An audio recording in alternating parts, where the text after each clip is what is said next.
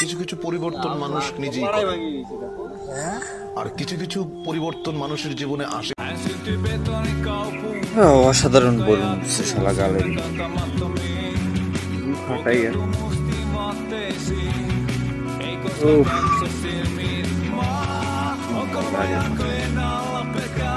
The game of the way night, baby.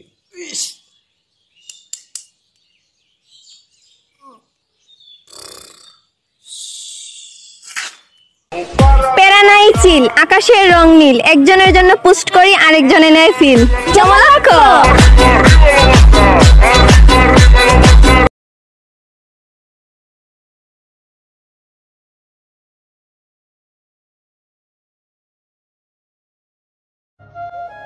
শেষ বয়সে আপনাদের কাছে অনুরোধ, ছবিটি দেখবেন।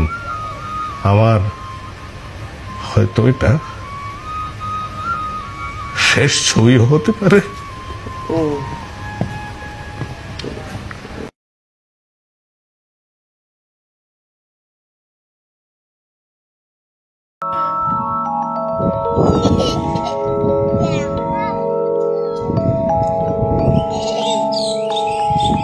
স্যালুট দাও, স্যালুট দাও।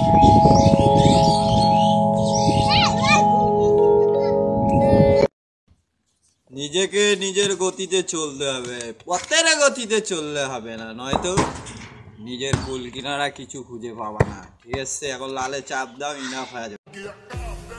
মন খারাপ, তিনজনে স্যালুট দাও, তাহলে তো হয়ে যায়। Off the way time loss. হ্যাঁ, স্যালুট স্যালুট কিভাবে দেয়? টাইম শেষ হয়ে যাচ্ছে, অতীতে শীঘ্রই একটা স্যালুট মারি দাও। সোনার স্যালুট।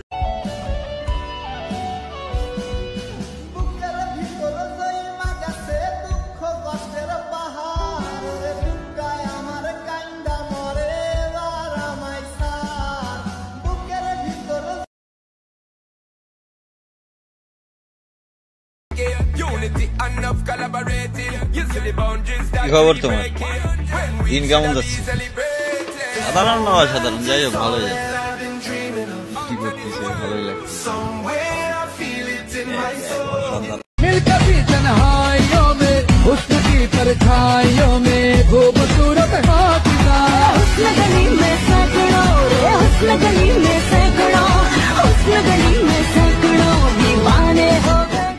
জাতীয় কবি কাজী নজরুল ইসলাম আমাদের জাতীয় কবি।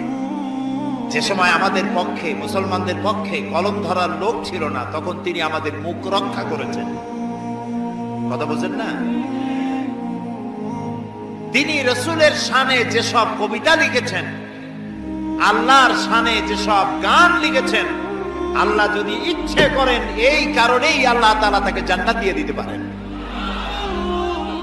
কি সুন্দর গান তিনি রচনা করেছেন, আল্লাহ তার দোয়াও কবুল করেছেন।